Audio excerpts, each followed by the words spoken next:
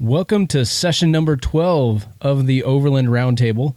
I am Dan, your, moderator for the panel discussion. And we had a whole bunch of guests lined up for this, but a lot of them had to drop off for various reasons, some of them way more awesome than others. But, the show must go on.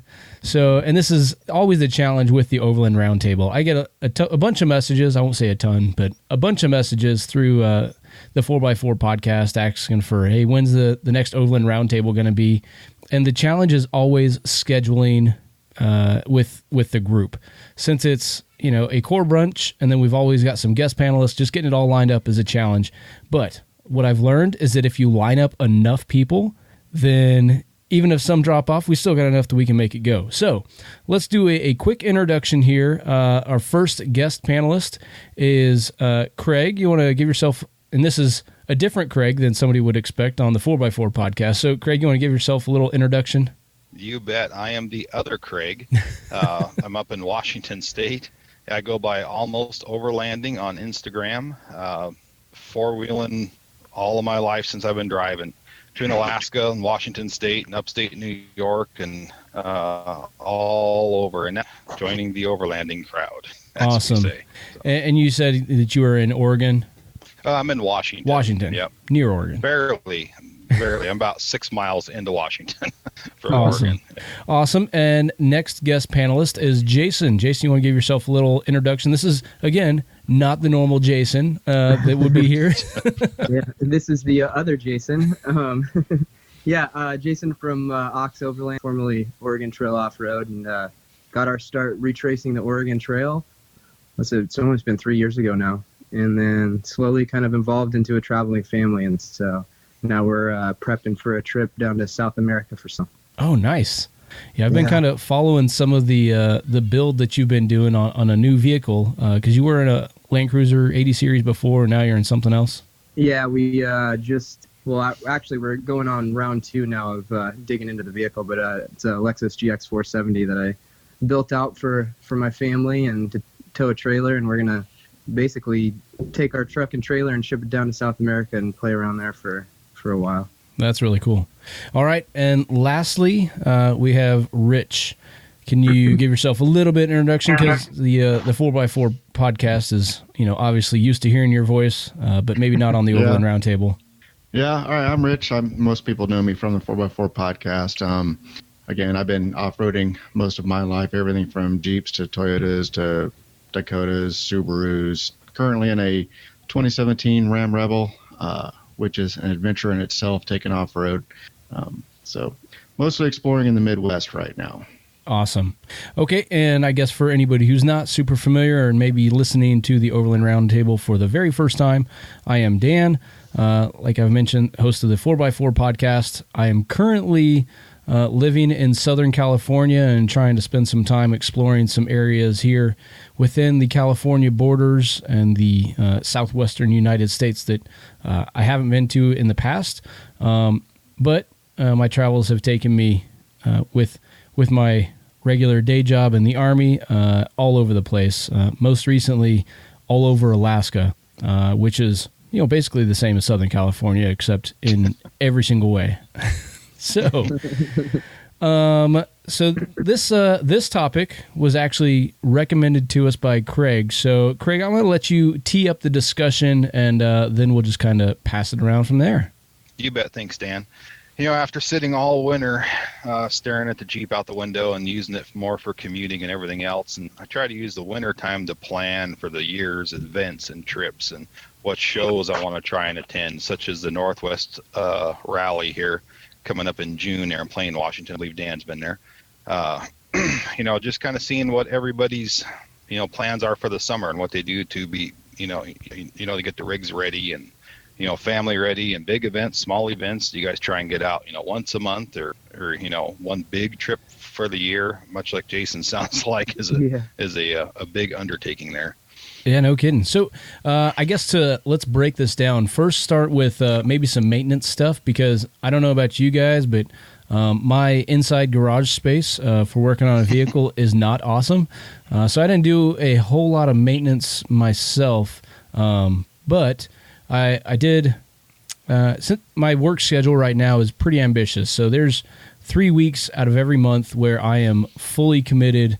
It's basically a 20-day straight work schedule, so I have a lot of time to get off and do maintenance. So as much as I hate to admit it, I actually took my Jeep into a shop and let them do some professional work, and some stuff that I had ignored while I was in Alaska, because living there in Alaska at the end of the supply chain made getting some of the parts that I wanted a little more difficult. So since the last time we sat down and recorded the Overland Roundtable, I had some custom leaf springs made for my Jeep. They were made by Alcan, and they were built specifically for what I wanted to do. So I kind of, not all Jeeps are made the same.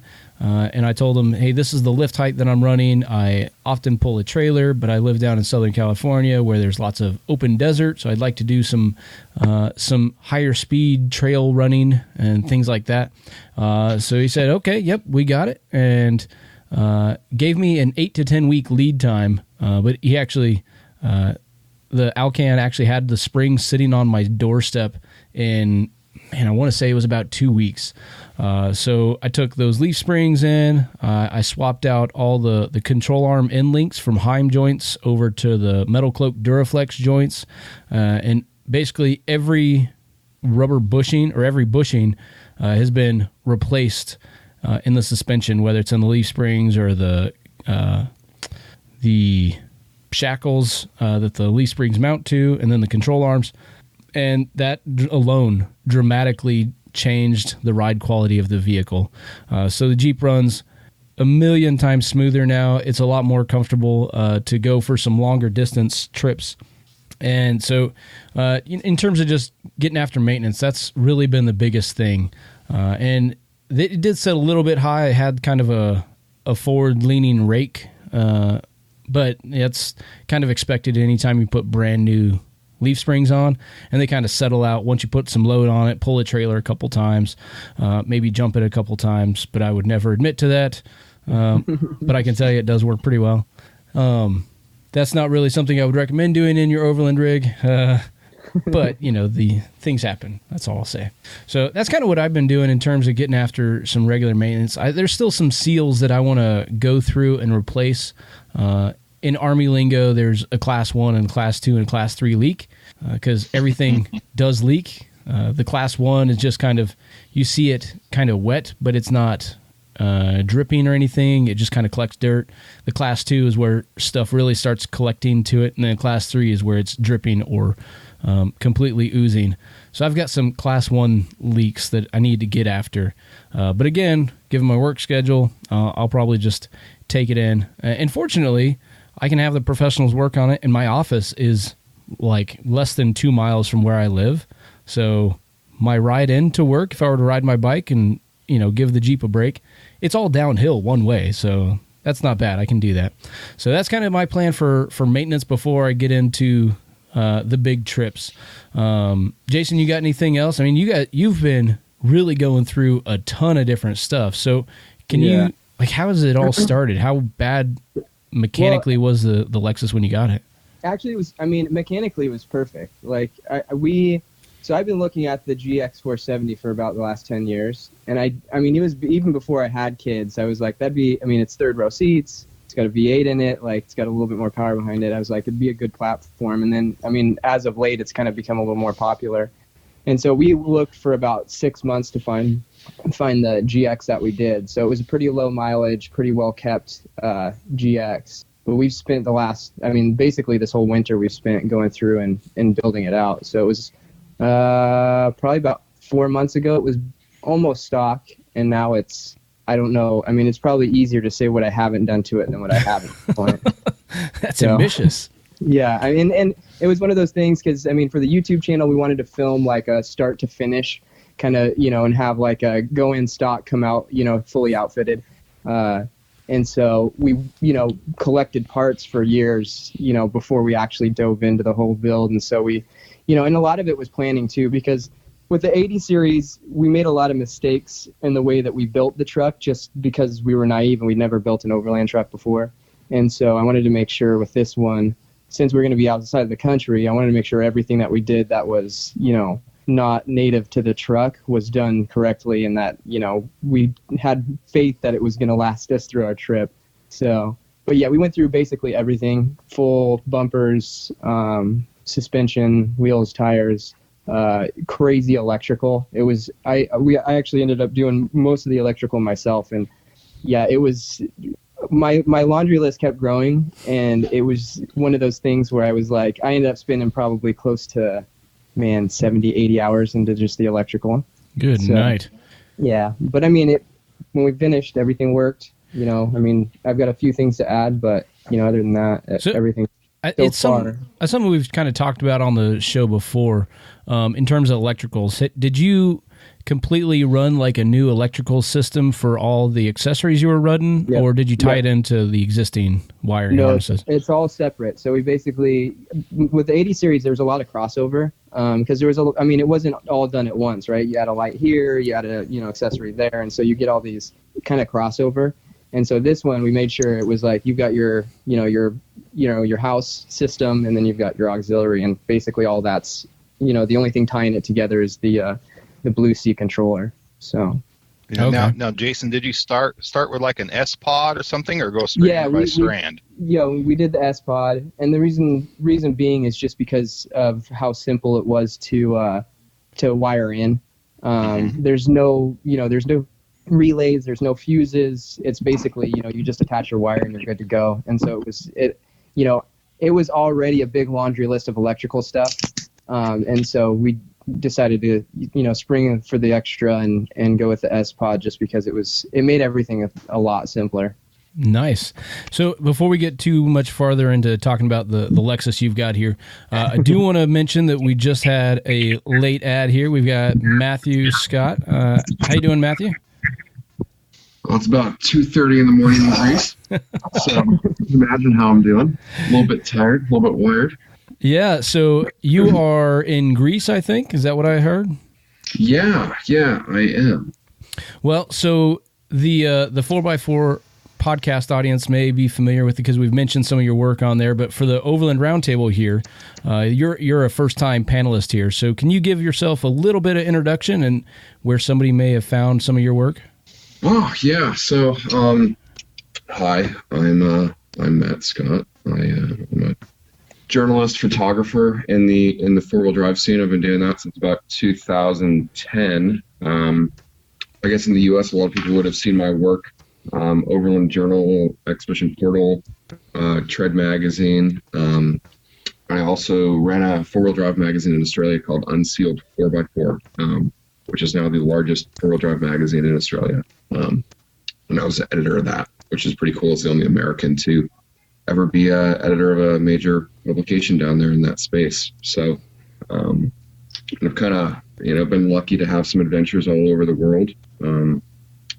What I'm doing in Greece is, for the last 3 or 4 years, I have, been in charge of reviewing a lot of, new four-wheel drives, crossovers, SUVs for Outside Magazine, which is pretty cool. So that's kind of seen me jet-setting around the world right now. I'm driving the new Range Rover Evoque, which has been a great car. So it's been cool to be cruising around these basically rally stages that they're closing down for us. And this thing's about 300 horsepower, good wheel travel, and it's been a hoot. I've been over here with Scott Brady, who some of you guys might know. I guess he was my driving partner on this, which is pretty cool. To see that, overlanding is really starting to get the recognition that it deserves from these car companies. It's finally getting big enough to be pretty serious. Nice. So is that the 2020 Evoque, or is it? Yeah, it'll be the 2020 Range Rover Evoque, all new.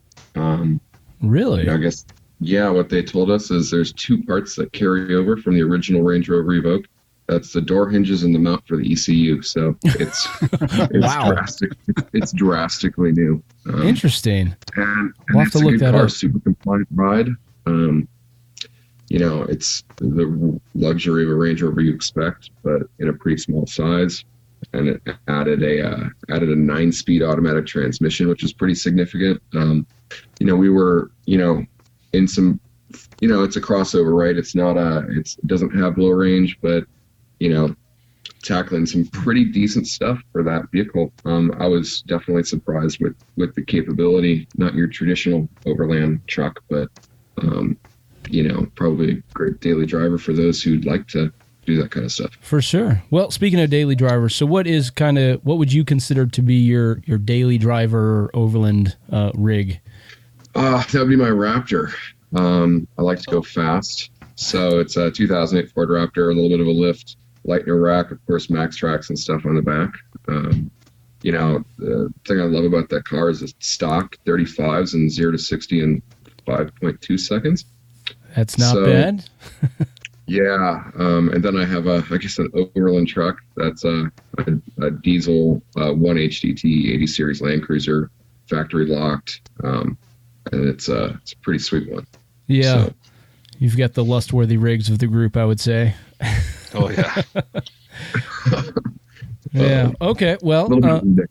Yeah. So we were just talking about some of the maintenance tasks and the build-out things that we have done over the winter to get ready for the spring and summer. So, Rich, what have all you been doing? I mean, I guess I got a little bit of the background story, but I'm sure there's some new stuff.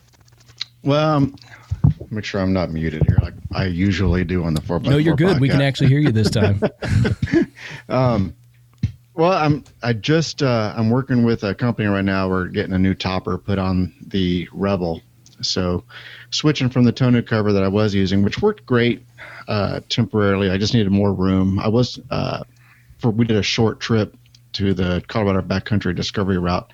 In fact, Brandon just messaged me 3 minutes ago that he just posted that video to YouTube if anybody wants to view it. But I was basically camping on the inside of the truck for that trip, which worked great. But I'm kind of branching out and using more of the bed of the truck now. So using a topper now, I think that's going to be much more comfortable and just kind of outfit it that way. But we're still in the beginning stages of putting this truck together. When you say sleeping in the truck, though, you're not talking about like laying down across the back seat, or is it from the passenger seat laid back, or how'd that work? So the great thing about Ram trucks is they've got kind of a platform floor. So you fold the back seats up, then this platform comes out, and you've actually got quite a bit of room in that back seat. I'm not a big guy. I'm 5'9", so I'm actually able to sleep diagonally flat in that back area of that truck pretty comfortably. I'd be curled up in the fetal position to fit. So yeah, it works for me. Doesn't work for everybody, but it worked for me. So nice. So now you're going to be, I expect, building some sort of sleeping platform with some storage underneath it in the bed. Yeah, I'll probably put some type of drawer system back there and sleeping platform. And yeah, like I said, plans are still in the beginning stages for it. So yeah, well, there's no shortage of inspiration out on the YouTubes. No, there isn't. Oh yeah, I've been watching countless videos and I got all kinds of ideas. So we'll see. Hey, we got another newcomer. Hey, another late ad. The toddlers went down, so we've got Brandon Libby, another normal. Another normal. What? I guess we should say regular. Well, we've already got the other Craig and the other Jason, and now we've got the regular Brandon. The regular Brandon. Yeah. So okay. Look, I even wore my Expo shirt. Look at that. We've got an Expo hat and an Expo shirt. It's coming together.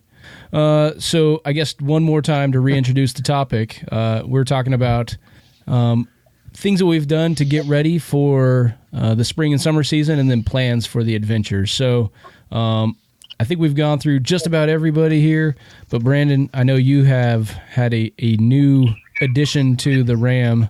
You want to talk about that a little bit? Yes. So I just picked up a GFC in For those not in the know, that's the Go Fast camper? Yeah. Can you describe that a little bit? Because it may be the first time somebody has heard about the GFC. It's kind of like a truck topper with a hard rooftop tent kind of fixed to the top. It's based on a chromoly subframe. It's got aluminum, I don't know if you'd call them flaps, but the sides and the rear open. So it's completely open up. They call it cabana mode. And then you can enter the tent portion from inside the truck by moving some panels around. Kind of sort of like the Ursa Miners, but it's got more panels, and it's pretty well built. It's built in the U.S. right in Bozeman, Montana. It's all hand assembled and built in shop by those guys.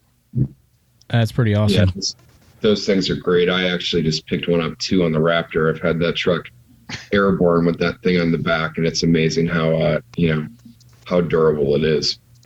Yeah, those things look amazing. I haven't got to see one in person yet, but it's nice. It looks very well built, anyways. And if it can take some high speeds on a Raptor, piloted by Matthew, I'm sure they are good to go. I'm pretty sure you could roll it. Don't try that. I don't recommend trying that. So when you close it up, can you still fit like your sleeping bag and a pillow up there? Or you got to pull all that down to make room? You could fit one of those, like if you have those backpacking style down sleeping bags that can, go really, really flat. You can keep those up there. But like a standard, Walmart big fluffy one, you can't really, because they designed it to be as thin as possible. And so there's not a lot of space up there. So unless you can crush it, then not really. Okay. Yeah, I was not able to fit anything up there. I think that they're made really well, and I've told this to Graham, who's one of their founders. I think that's the only downside, to that product. Really well made. Love the extruded sides, but for long-term overland travel, having to remake your bed every day, that does suck just a little bit. But maybe there'll be some change in there. It is Gen 1 for them on that product, so always room to grow. Yeah. Well, and also it's not just remaking the bed, because even with, I've got the CVT rooftop tent, like it all folds up and it's in there at least, but I do have to like rearrange stuff and make it fit. But the simple fact that I don't have to find a new home for everything that's in the tent every single time I close it, that's pretty big. When we drove around Australia off-road, that was one of the most annoying things. We were lucky enough to have a troop carrier, but the roof tent we had, I went for the low profile kind of style, and we couldn't keep our pillows, couldn't keep the bedding or anything in there. And just dragging that stuff out, trying to stuff it into a bag, especially if you're doing any kind of desert stuff, it just gets really dusty really quick. But for guys that are doing weekend trips in North America, I think the Go Fast is probably one of the best options out there. Nice. Yeah, speaking of truck bed camping, that's something that I find myself doing for work often. So I live out of my truck for basically 2 weeks every single month in a Humvee that only has like the top over the seating area, and that is it.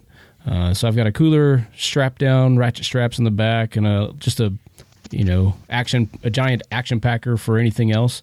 But I use for myself a swag that was made by Dune 4-wheel drive that I picked up while I was down in Australia and brought back with me as a souvenir. But it keeps the pillow and the sleeping bag and everything inside of it. And so whenever I get up in the morning, it's as simple as release the bungee cords that are providing the tension on it and fold it in half and run those bungee cords over the top. So it stows nicely.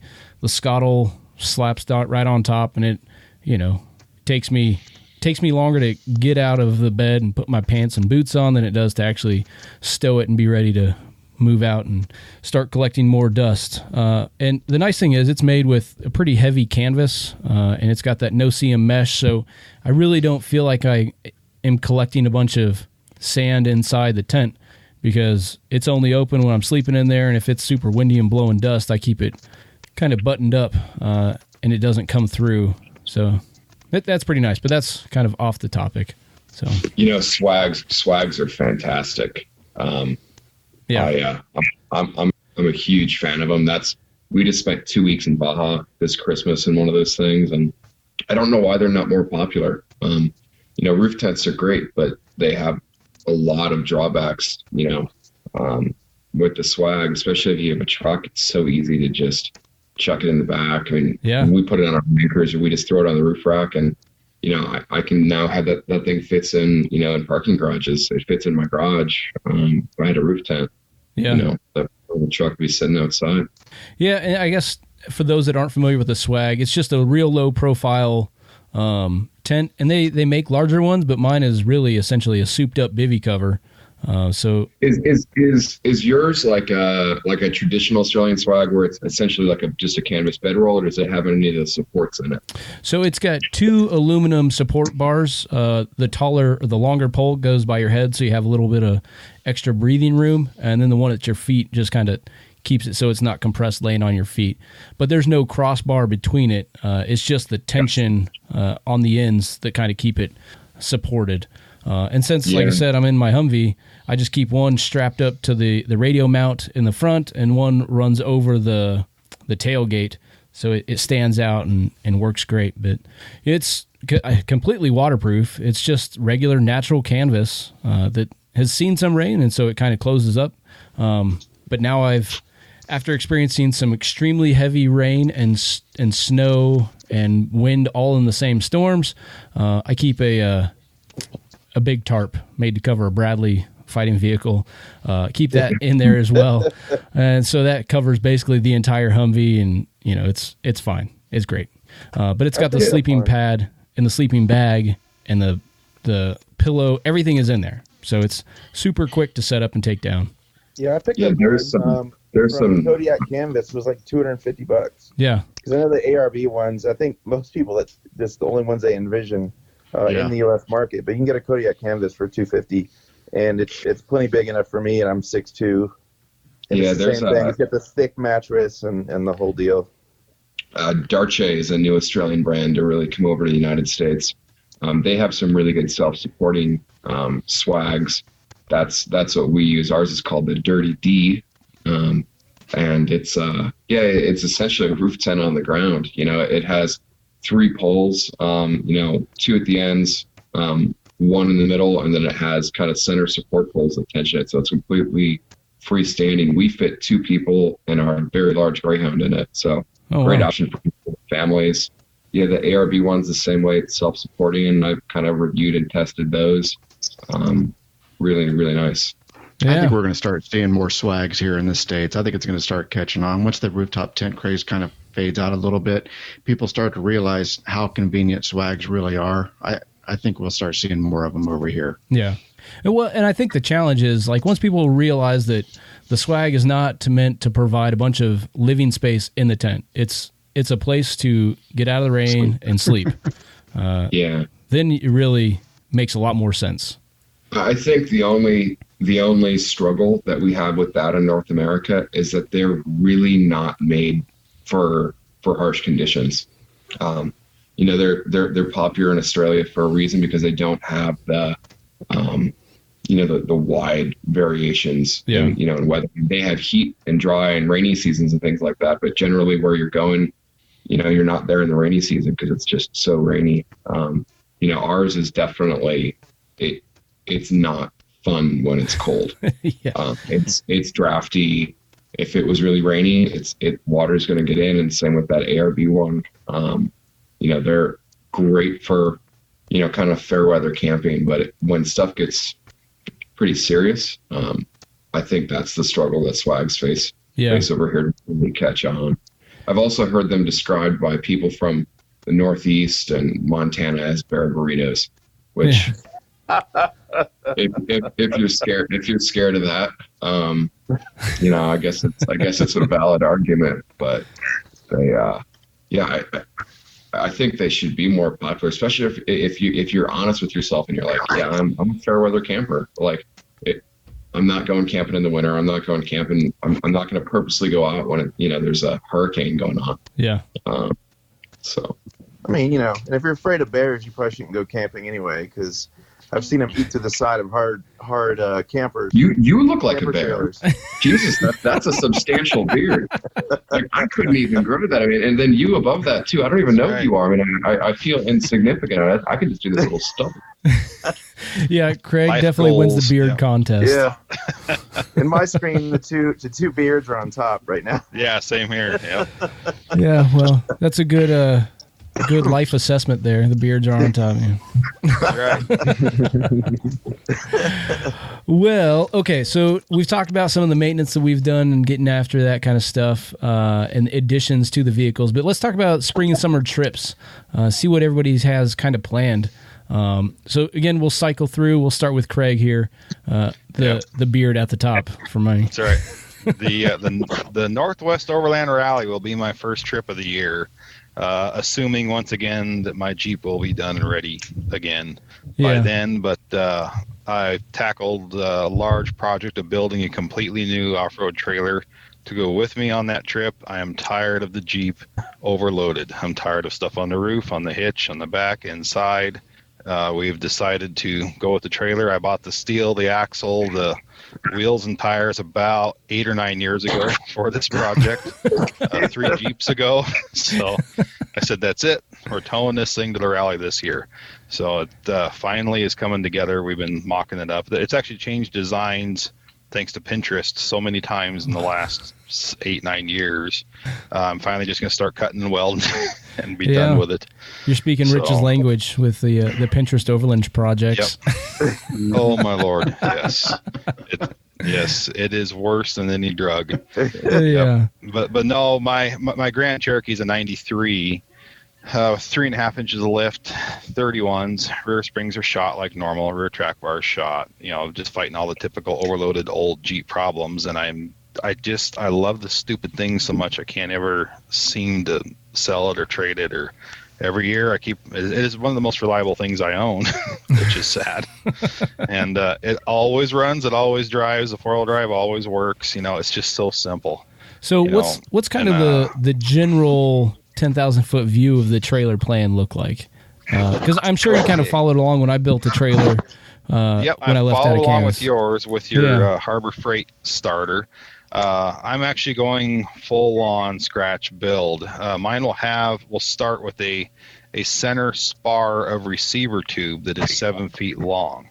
And if you weld the 2 receiver tubes together offset, so one pin would fall down and one pin would fall sideways like a normal hitch. The one that falls down will be in the front, so I can adjust the length of my trailer. So when I pull out on the highway, I can lengthen the tongue out so it tows better.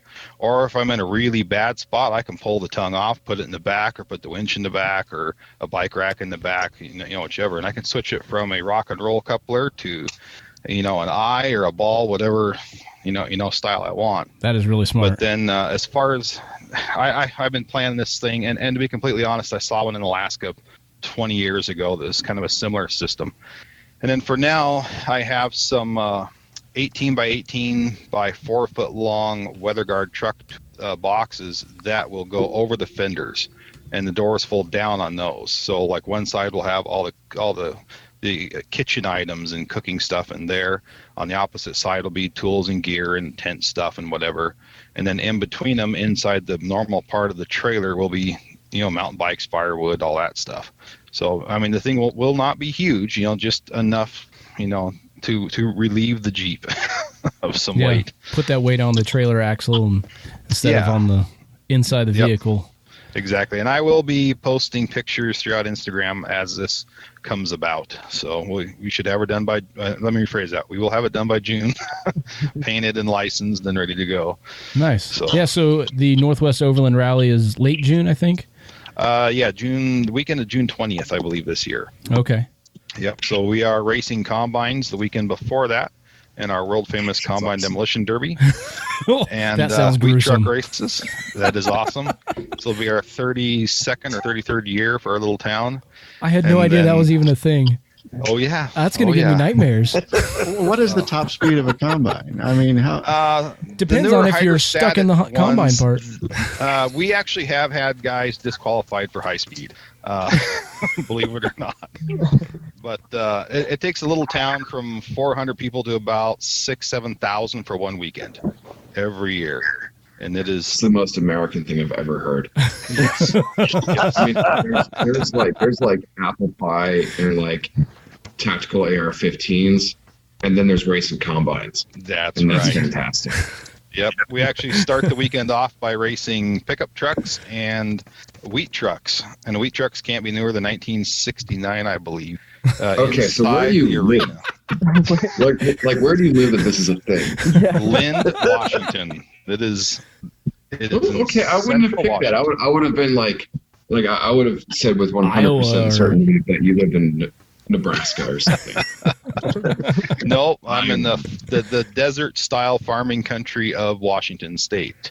Most people think awesome. Rain in Seattle. We are in the desert where it gets about 9 inches of rain a year, and people have free time because they're all dry, farming with no sprinklers and irrigation and whatnot. So dryland farming's pretty boring, and throughout the winter you go, what can we do? What's something fun?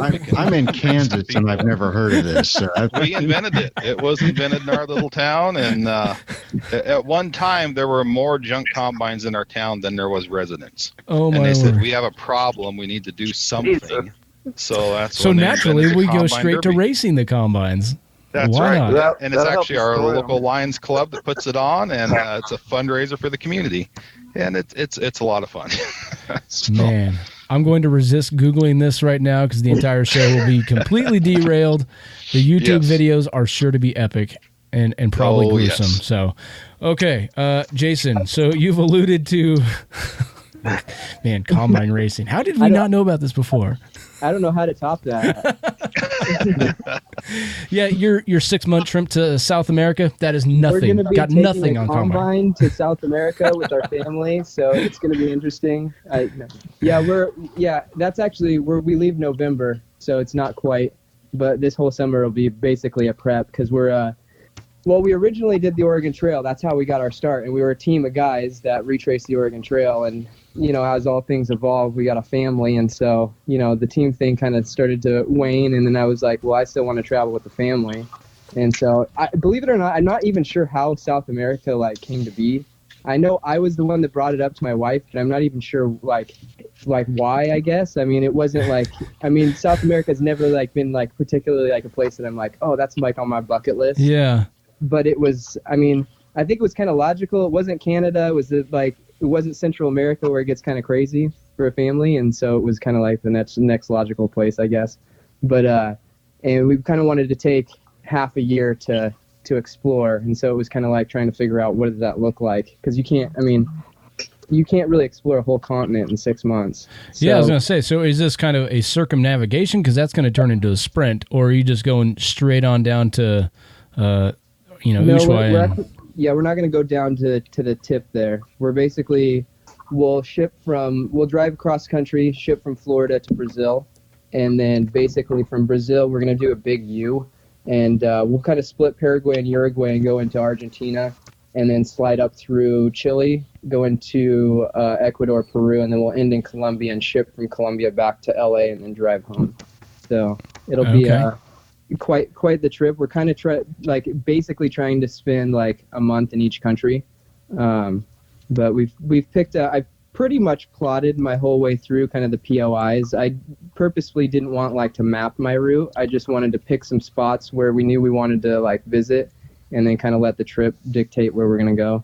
So we tend to do a lot of really quick, national parks. We'll take the family and we'll spend a few days and kind of blast through, and we really wanted to take our time. So we're not particularly concerned about seeing everything, as we are just kind of taking our time in the places that we're in, really digging in and kind of seeing what there is, and digging into the local community, I guess. Yeah, that's awesome.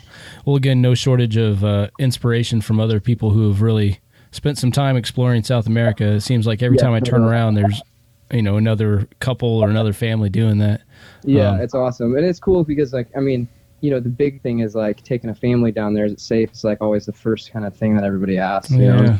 And so it's there's plenty of families that have done it before us. So it's it's just like anything. If you avoid the bad areas, and, we're not going into Venezuela, obviously. So I think we'll be pretty safe down there. But, yeah, for the most part, everything I've read, all the blogs of traveling families, I don't think I've really heard any horror stories. Yeah, even if there are, they're pretty limited to, some sort of set of incidents that really couldn't have been foreseen, or, Right. Yeah, and we take that risk every time we step into our car, really. So, Like Yeah. Giardia.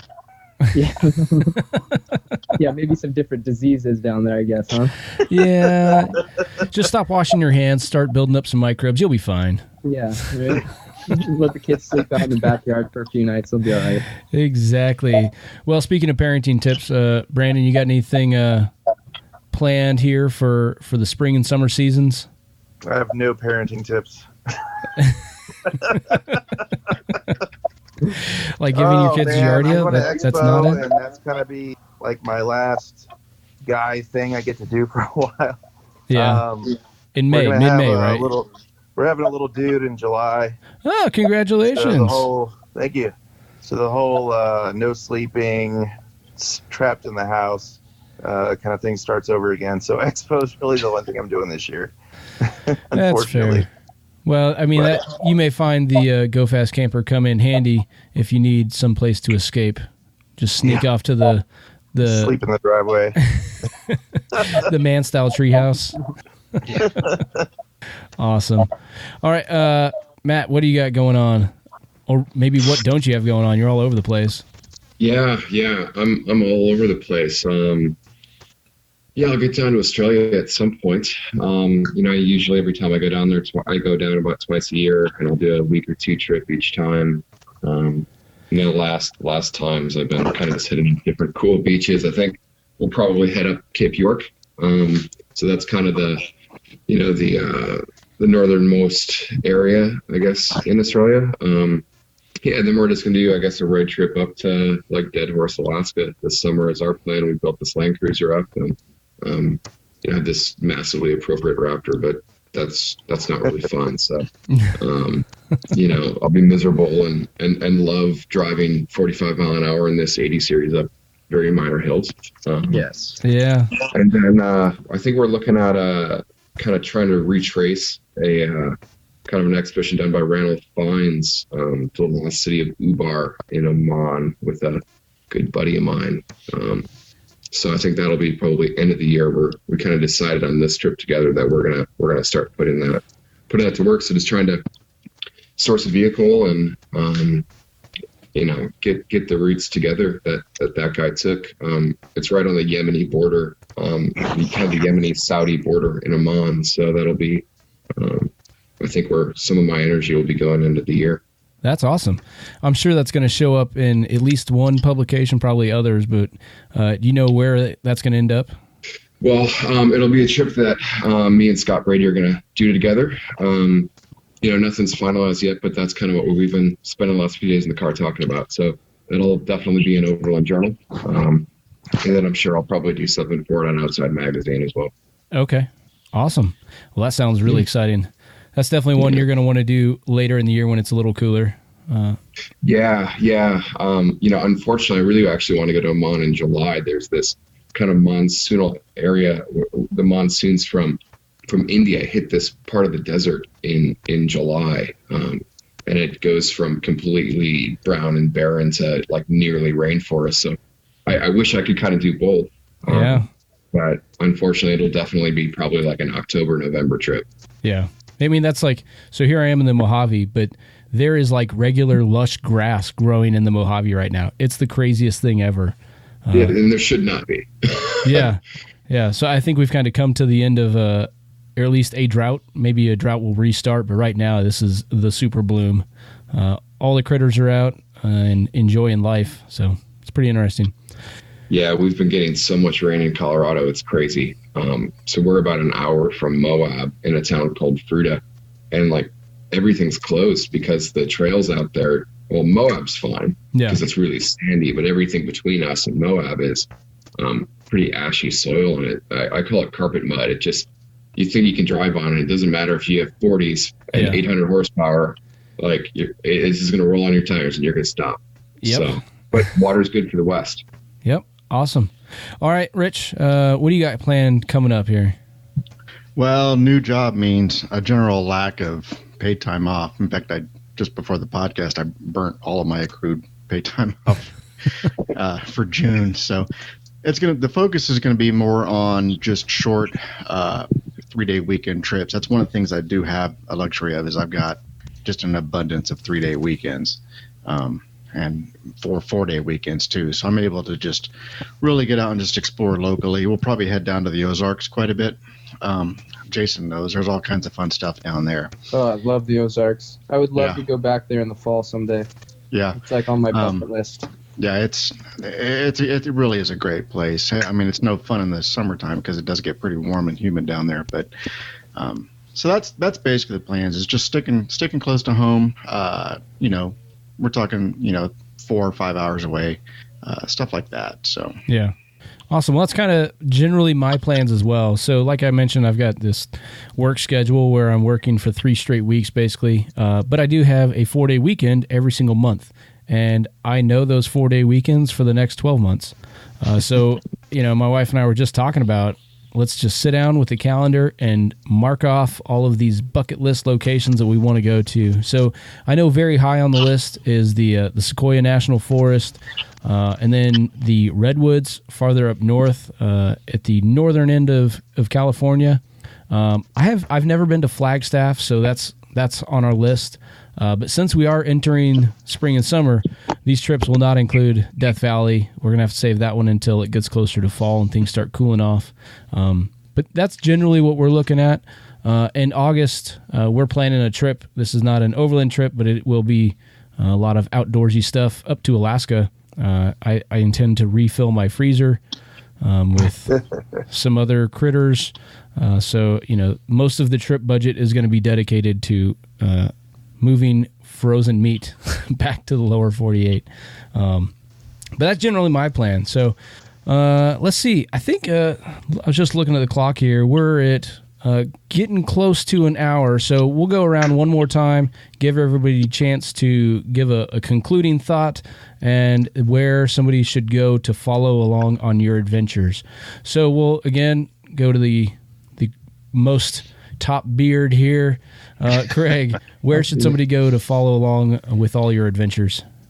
Should follow me at Almost Overlanding on Instagram, and that's really about all I do anymore. I'll be sure to post some exciting combine and pickup racing pictures on there. I cannot wait for that. And it's a good time. And I'll be at the Northwest Overland Rally in June there in Plain, Washington. And then in September, I'll be doing a guided run in northeastern Washington. It's about 150 miles off-road through some fire tower. I come in the first night, and then a big barbecue the second night. And it's a big three-day deal I do once a year in September, just before hunting season, so I can go out and kind of scout out. There you go. Well timed. Yeah. Awesome. That's about it. All right. Jason, where should somebody go to find you, and any concluding thoughts? Yeah, we'll be at Northwest Overland Rally too this year. Are you going to have a booth or just hanging out? Yeah, probably. We're probably going to partner up with Wanderlust Overland. That's the shop that helped us put the GX 470 build together. So we'll probably partner with them and do kind of a dual booth. We didn't do a booth last year, so this year we'll probably come back. And it's kind of getting ready for our South America trip too. So, and if you guys want to find us, we're on Instagram at Ox Overland. And then YouTube, Outlaw Expeditions, or if you just type in Oregon Trail Off-Road, you'll find all our stuff. And then all the other social media outlets, it's usually at Ox Overland, so you can find us there, and hope to see you guys out on the trails. Right on. And I guess I should mention as well that I'm going to have links to all these different social medias in the show notes for this session number 12 of the Overland Roundtable. All right, Brandon, where should somebody go to find you? Overlandkitted.com or Overlandkitted on Instagram are pretty much where I post everything these days. With all of the coolest overlanding rigs and outlandish rigs. I guess I can't even say that now because I haven't seen a combine on Overland Kitted. That's right. You're going to have to step up your game. We need Overland combines is what we need. Yeah, I'm actually building a portable hunting blind out of a combine. Oh, Lord. The deer walk right up to them. I mean, I want to be you when I grow up. That sounds fantastic. Oh, man. All right. Matthew, where should somebody go to find all of your adventures? Well, I mean, I guess Instagram is the go-to now. So it's Matt Explorer on Instagram, but be forewarned. there's going to be a lot of pictures of dirt bikes and my lovely little greyhound. He's not little, he's big, but feel free to give me a follow. Feel free to message me if anybody has any questions on stuff. Always love to help people and get people out there. So awesome. All right, Rich. I am pretty much on all social media platforms. I'm at the 4x4 podcast _Rich. Not on Facebook too much, but mostly Instagram and Twitter. So awesome. And I am at the 4x4 podcast on the Instagrams. And that's where all of my stuff pretty much goes. There's some cross posting that happens. But I just, as the concluding thought, just want to encourage everybody that has been able to listen in on this session of the Overland Roundtable to get out and do something that's worth talking about. Really, and even if it's not being told on social media, it's building those memories with your family and friends. And I don't know if your adventure is going to be able to top the Overlanding Combine Rally race, but even if it's not, it's going to be worth telling a story about. So that is it. Thanks for everybody joining us here on the Overland Roundtable, session number 12. And I'd like to think that session number 13, lucky number 13, is going to be sooner than the gap between 11 and 12, but I make no promises. So thanks again to everybody for joining us, and we will talk to you later.